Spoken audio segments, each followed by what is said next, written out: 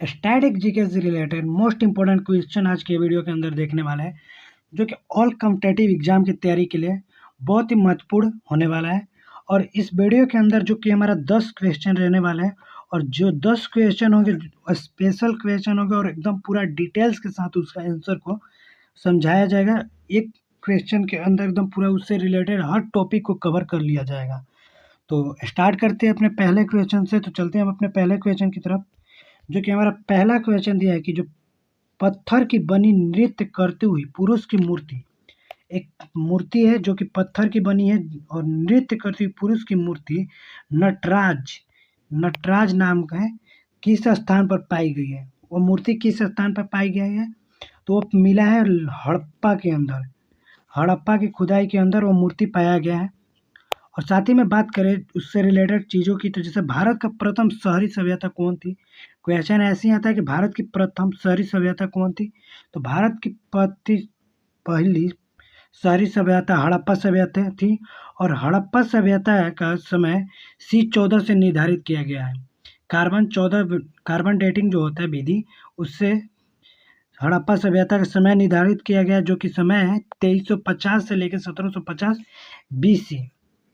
BC निर्धारित किया गया। हड़प्पा सभ्यता उस टाइम पर था। और अक्सर ऐसा भी क्वेश्चन आता है कि कांस्य युग सभ्यता मानी जाती है। कांस्य युग सभ्यता किसको मानी जाती है? तो हड़प्पा सभ्यता को कांस्य युग सभ्यता के तौर पर माना जाता है। लोथल से क्या क्या मिला है उससे रिलेटेड देख लेते हैं चीज़ें। जैसे लोथल से बंदरगाह, फारस की मोहर, अग्निकुंड आदि का प्रमाण मिला है। लोथल से हमारा बंदरगाह मिला है, फारस की मोहर मिला है, अग्निकुंड आदि का प्रमाण वहाँ लोथल से प्राप्त किया गया है। और लोथल और रंगपुर से चावल का भी प्रमाण मिला है। लोथल में और रंगपुर दोनों जगहों पर चावल का हमारा परिमाण मिला है। ऐसे क्वेश्चन बन के आता है कि चावल का परिमाण किस स्थान पर मिला है? तो लोथल और रंगपुर के अंदर चावल का परिमाण मिला है। और साथ ही बात करें महायोगेश्वर के चित्रण मिला है।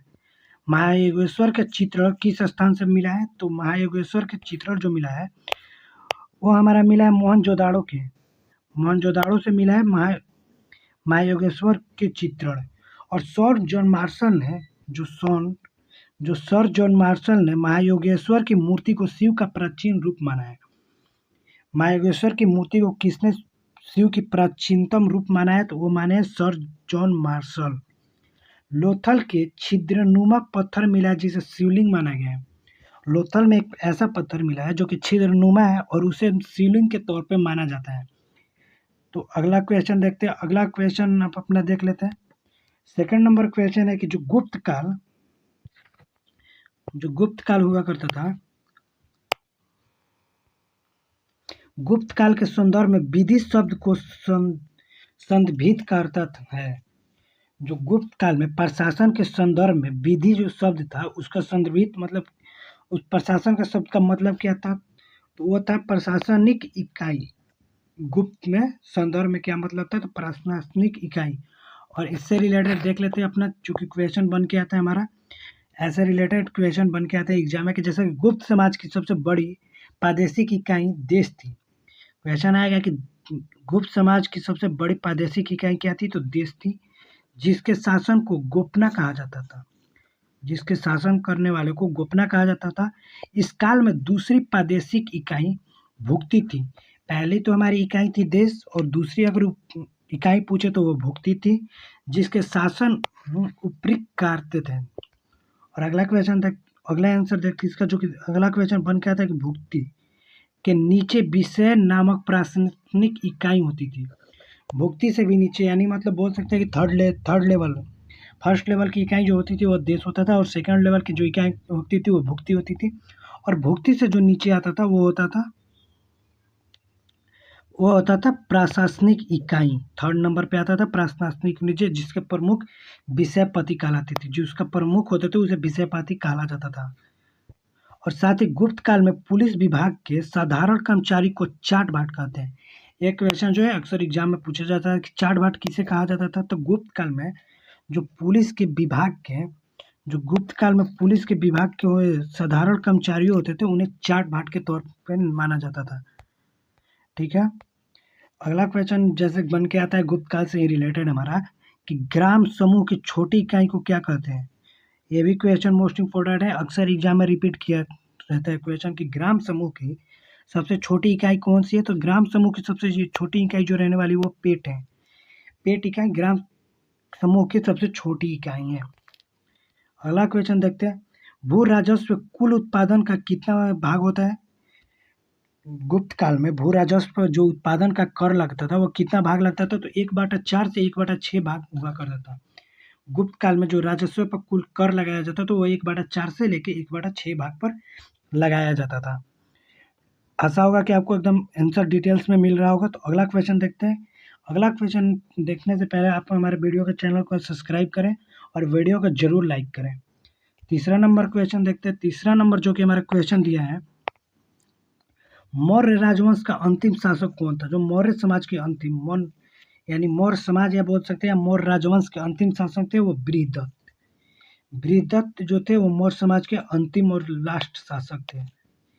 उनसे रिलेटेड मौर्य समाज से रिलेटेड जो क्वेश्चन बनते हैं उसको भी हम रिपीट कर लेते हैं, इस वीडियो के अंदर देख लेते हैं। तो मौर्य समाज से रिलेटेड जो क्वेश्चन आता है, जैसे कि चंद्रगुप्त मौर्य थे, जो चंद्रगुप्त मौर्य मौर्य वंश के संस्थापक थे। क्वेश्चन आएगा कि जैसे मौर्य वंश के संस्थापक कौन थे। तो मौर्य वंश के संस्थापक थे चंद्रगुप्त मौर्य। मौर्य वंश के संस्थापक कौन थे। तो मौर्य वंश के संस्थापक थे चंद्रगुप्त मौर्य। और चंद्रगुप्त मौर्य की राजगद्दी पर 322 ईस्वी में पूर्व में बैठे। क्वेश्चन बन के आएगा कि चंद्रगुप्त मगध की राजधानी पर कब बैठे थे। तो 322 ईसा पूर्व में बैठे थे। और चंद्रगुप्त ने जैन धर्म को अनुयायी थे। चंद्रगुप्त कौन धर्म को मानते थे। तो जैन धर्म को मानते थे। और साथ ही बात करें, नंद वंश के विनाश करने में चंद्रगुप्त ने कश्मीर के राजा पर्वतक से सहायता प्राप्त की थी। नंद वंश था जो उसका विनाश करने के लिए चंद्रगुप्त ने कश्मीर का एक राजा था पर्वतक नाम से, उससे सहायता लेकर नंद वंश की अंतिम मतलब उसकी सत्ता या बोल सकते विनाश कर डाला। अगला क्वेश्चन देख, अगला है इसका जो टॉपिक बन के आता है एग्जाम में से रिलेटेड, जो कि होता है, जस्टिन ने चंद्रगुप्त मौर्य की सेना को लुटेरों की सेना कहा था। चंद्रगुप्त की जो चंद्रगुप्त मौर्य जी की सेना थी उसको लुटेरा सेना किसने बोला था। तो वो जस्टिन ने बोला था। जस्टिन नाम का कोई बंदा था जिसने चंद्रगुप्त मौर्य को लुटेरों की सेना बोला था। अगला जो क्वेश्चन बन के आया है हमारा कि जो मेगास्थनीज था, मेगास्थनीज सेकुलस निकेटस का राजदूत था, के दरबार में रहता था। मेगास्थनीज किसके राजदूत था। तो मेगास्थनीज सेल्युकस निकेटस का राजदूत था और चंद्रगुप्त मौर्य के दरबार में रहता था। तो अगला क्वेश्चन की तरफ चलते हैं। तो अपना अगला क्वेश्चन हमारा जो बन के आता है 4 नंबर क्वेश्चन है। और 4 नंबर क्वेश्चन को भी एकदम पूरा डिटेल्स के साथ समझ के जाएंगे। तो निम्नलिखित में से 4 नंबर क्वेश्चन दिया है कि निम्नलिखित मतलब दिए गए ऑप्शन से रिलेटेड, मतलब निम्नलिखित में से किस राज को औरंगजेब ने छत्रपति शिवाजी महाराज के विरुद्ध युद्ध के लिए भेजा था। निम्नलिखित में से किस राजा को, वो कौन सा राजा था जो कि औरंगजेब ने छत्रपति शिवाजी महाराज के विरुद्ध लड़ने के लिए भेजा गया था। तो वो था जयसिंह जो राजा था वो चंद्रगुप्त मौर्य के विरुद्ध लड़ने के लिए आया था। और उससे रिलेटेड जो एग्जाम में क्वेश्चन बनते हैं हमारा देख लेते हैं। अपने छत्रपति शिवाजी महाराज के से रिलेटेड कुछ क्वेश्चन बन के आता है, उसको देखते हैं। जैसे शिवाजी जलाली के दुर्ग चंद्रराव मौर्य से जीतकर बहुत चर्चित हुआ था। शिवाजी जवाली के दुर्ग चंद्रराव मौर्य से जीतकर बहुत चर्चित हुए थे, जो कि 1656 ईस्वी में जीते थे।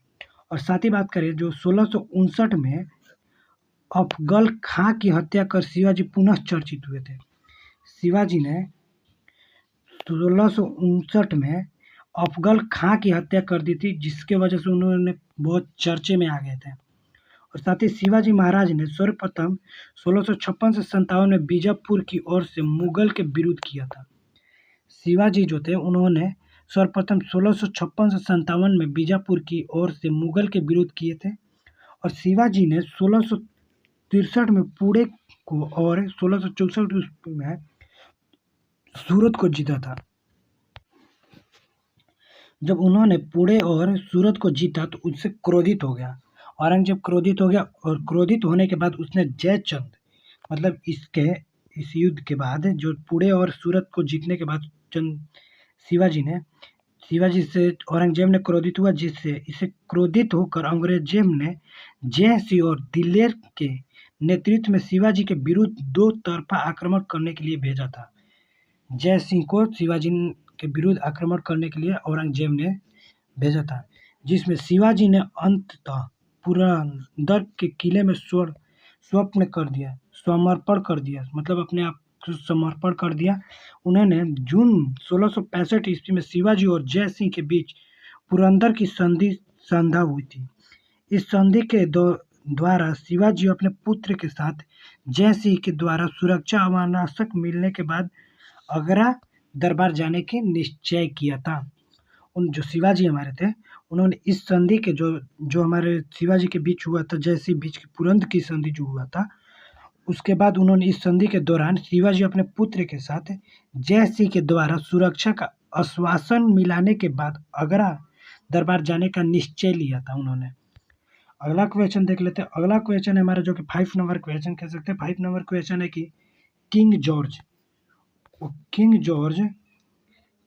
जो तृतीय ने मद्रास में उच्च न्यायालय की स्थापना किस वर्ष की थी? जो किंग जॉर्ज तृतीय था वो मद्रास में उच्च न्यायालय की स्थापना किस वर्ष किया था? तो वो किया था 1800 के अंदर, 1800 ईस्वी के अंदर उसने उच्च न्यायालय की स्थापना करा था। जो कि बम्बे में उच्च न्यायालय की स्थापना 1823 ईस्वी में किया गया था। बम्बे में उच्च न्यायालय जो था उसकी स्थापना 1823 ईस्वी में कर दिया गया था, 1823 ईस्वी में कर दिया गया था। और रेलवे एक्ट द्वारा 1774 में कलकत्ता में सुप्रीम कोर्ट की स्थापना की गई थी। 1774 में सुप्रीम कोर्ट की स्थापना हुआ था। और बम्बे में 1832 में उच्च न्यायालय की स्थापना हुआ था। और साथ ही बात करें रोलेक्ट एक्ट, तो रोलेक्ट एक्ट जो था 1773 ईस्वी में पारित किया गया था। और भारतीय उच्च न्यायालय अधिनियम 1861 के तहत कलकत्ता, बॉम्बे और मद्रास में एक एक उच्च न्यायालय की स्थापना किया गया था। कौन से एक्ट के तहत कलकत्ता और बॉम्बे मद्रास में एक एक उच्च न्यायालय की स्थापना किया गया था? ऐसे क्वेश्चन बहुत आते हैं एग्जाम में, ऐसे क्वेश्चन बन के आएंगे, इसी से रिलेटेड आएंगे और कॉम्पिटिटिव एग्जाम से रिलेटेड क्वेश्चन आते रहते हैं ऐसे ही।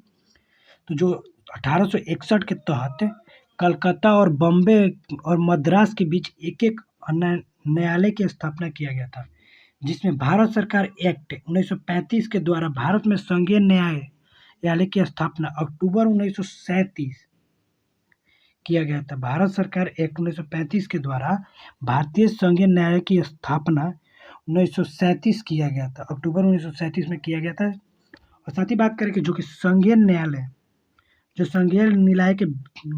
होते हैं उनके विरुद्ध अपील प्रिवी काउंसिल लंदन में किया जाता है। जो संघीय न्यायालय होते हैं उनके विरुद्ध जो अपील किया जाता है वो प्रिवियंस काउंसिल लंदन में किया जाता है। और वर्तमान में अगर बात करें, वर्तमान में अस्तित्व भारत का उच्चतम न्यायालय की स्थापना 28 जनवरी 1950 को किया गया। अभी मतलब वर्तमान या प्रेजेंट बोल सकते हैं, जिसको हम वर्तमान में अवस्थित भारत का उच्च न्यायालय की स्थापना 28 जनवरी 1950 को किया गया था। अगला क्वेश्चन की तरफ चलते हैं। अगला क्वेश्चन देखते हैं। अगला क्वेश्चन है 6 नंबर क्वेश्चन। और 6 नंबर क्वेश्चन दिया गया 2011 की जनगणना के अनुसार भारत में महिला सुरक्षा का प्रतिशत लगभग है साक्षरता। 2011 की जनगणना के अनुसार भारत में महिला साक्षरता प्रतिशत लगभग कितना है? तो वह है 65.46%। महिला की साक्षरता का परसेंट इंडिया में 2011 की जनगणना के अनुसार इंडिया में कितना है? तो 65.46% है। और 2011 के जनगणना के अनुसार पुरुष साक्षरता दर 82.14% था। 2011 के जो जनगणना होता था उसके अनुसार अगर पुरुष की साक्षरता की बात करें तो 82.14% था।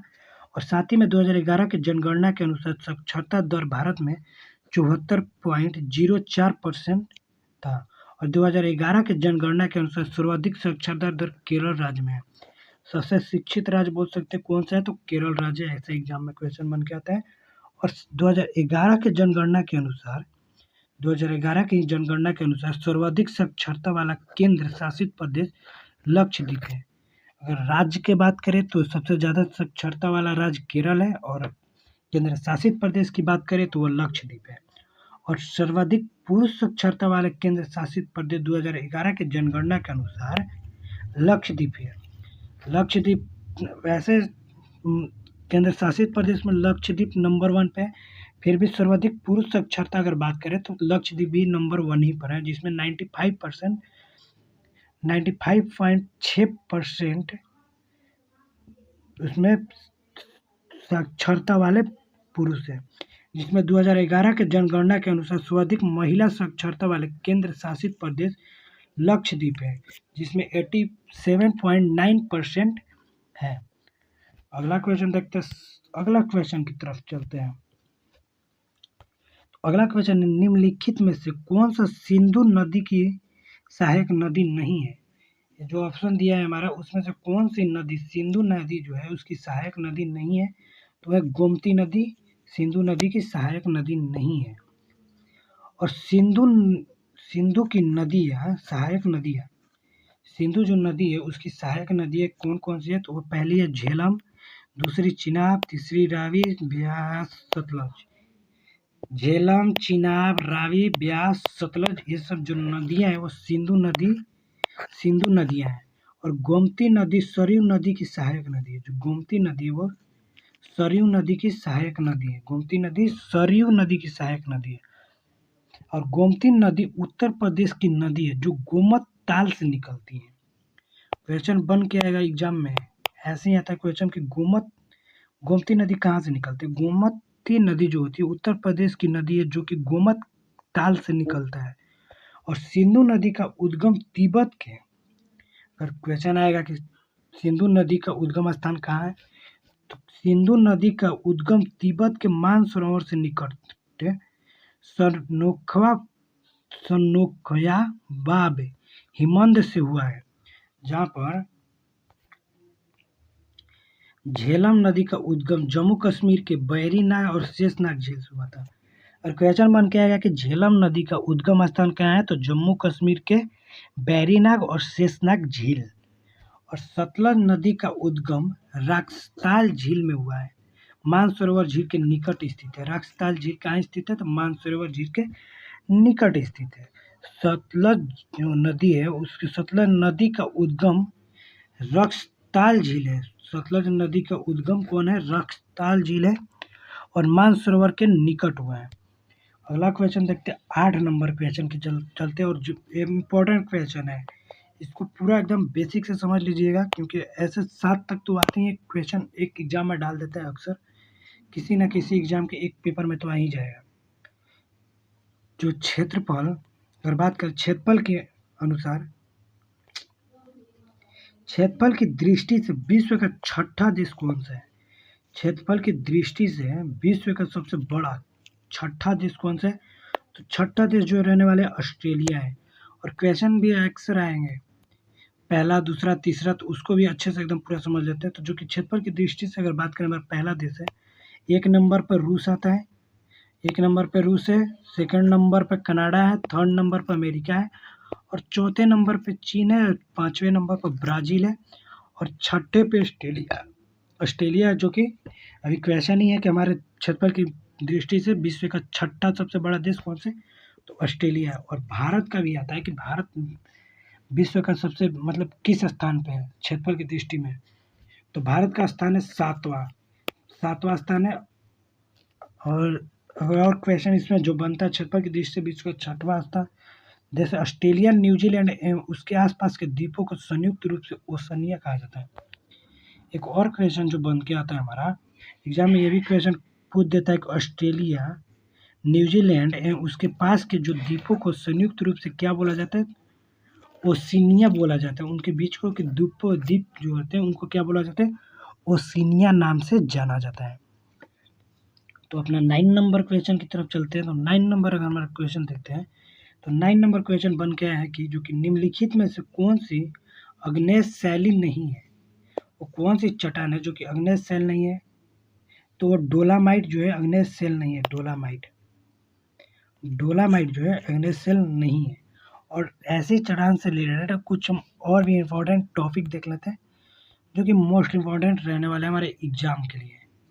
तो डोलामाइट मैग्नीशियम का एक अयस्क है। जो डोलामाइट तत्व होता है वो मैग्नीशियम उसमें सबसे ज़्यादा होता है, Mg मैग्नीशियम सबसे ज़्यादा उसमें होता है। और डोलामाइट का जो सूत्र होता है COCO3 MgCO3।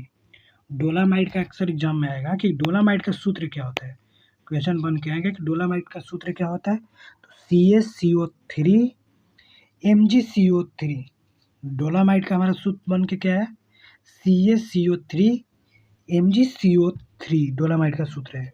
और जब चूना पत्थर में 10% से अधिक मैग्नीशियम होता है तो उसे मैग्नीशियम कहा जाता है। जब चूना पत्थर में 10% से अधिक अगर मैग्नीशियम होगा यानी Mg होगा तो उसे मैग्नीशियम कहा जाता है, मैग्नीशियम कहा जाएगा, जिसे चूना पत्थर तथा डोलामाइट रूपांतरित होकर संगमरमर में बदल जाता है। जो चूना पत्थर होते हैं ना, जो चूना पत्थर होता है तथा डोलामाइट वो रूपांतरित होते हैं और रूपांतरित होकर वो संगमरमर के रूप में बदल जाते हैं। मतलब वो संगमरमर के रूप में चेंज हो जाते हैं। कौन कौन, तो चूना पत्थर और डोलामाइट दोनों दो तत्व है वो संगमरमर के रूप में चेंज हो जाते हैं। और जो बलुआ पत्थर होता है, जो बलुआ पत्थर देखे होंगे, जो बलुआ पत्थर होता है उसमें क्वार्टजाइट के रूपांतरित होता है, वो क्वार्टजाइट का रूपांतरित होता है बलुआ पत्थर। और ग्रेबो का रूपांतरण, जो ग्रेबो होता है उसका रूपांतरण सरपेंटाइन में होता है, सरपेंटाइन के अंदर होता है ग्रेबो का रूपांतरण। और सिल्ट और क्ले के संगठित हो जाने पर सेल चट्टान का निर्माण होता है। अगर सिल्ट और क्ले के संगठित हो जाए यानी एकत्रित हो जाए जाने पर वो सेल चट्टान का निर्माण करता है। सेल चट्टान का निर्माण कैसे होता है, क्वेश्चन बन के आएगा हमारे एग्जाम में, तो इसको फिर से एक बार अच्छे से एकदम समझ लेते हैं। जो ग्रेबो का रूपांतरण होता है उससे सरपेंटाइन होता है। और जो सिल्ट और क्ले, जो सिल्ट और क्ले होते हैं कि संगठित हो जाने पर सेल चट्टान, जो सेल चट्टान होते हैं उसका निर्माण हो जाता है। ठीक है। और अग्नेय सेल को बेसिक सेल भी कहा जाता है। जो अग्नेय सेल होते हैं उसे अग्नेय सेल जो होते हैं वो बेसिक सेल भी उसे कहा जाता है। मतलब बेसिक सेल भी उसे, अग्नेय सेल को बेसिक सेल के भी नाम से जाना जाता है। तो ऐसे में अगला क्वेश्चन देखते हैं और लास्ट क्वेश्चन देखते हैं। आपको अगर चीज़ें समझ आ रहा हो एकदम पूरा डिटेल्स के साथ, अगर लग रहा है कि डिटेल्स में है तो आप हमारे वीडियो को लाइक करें जरूर और चैनल को सब्सक्राइब करते चलिए। तो अगला क्वेश्चन देखते हैं। अगला क्वेश्चन हमारा 50 नंबर क्वेश्चन, या हम बोल सकते हैं 10 नंबर क्वेश्चन। और PDF बनाते वक्त गलती हो गया है, जिससे 10 नंबर क्वेश्चन है हमारा। जो मणिपुर शास्त्रीय नृत्य में प्रायः भगवान का चित्रण होता है, जो मणिपुर के शास्त्रीय नृत्य उसमें प्रायः भगवान का जो चित्रण होता है उसमें किस भगवान का चित्रण होता है, क्वेश्चन बन के आता है। मणिपुर के शास्त्रीय नृत्य में कौन से भगवान का चित्रण होता है, तो उसमें कृष्ण भगवान का चित्रण होता है। शास्त्रीय, मणिपुर के शास्त्रीय नृत्य में कृष्ण भगवान जी का चित्रण होता है। तो मणिपुर से भी रिलेटेड कुछ इम्पोर्टेंट, तो मणिपुर से भी रिलेटेड कुछ हम क्वेश्चन देख लेते हैं अपने वीडियो के अंदर। तो जो कि दिया है कि मणिपुर जो शास्त्रीय नृत्य है,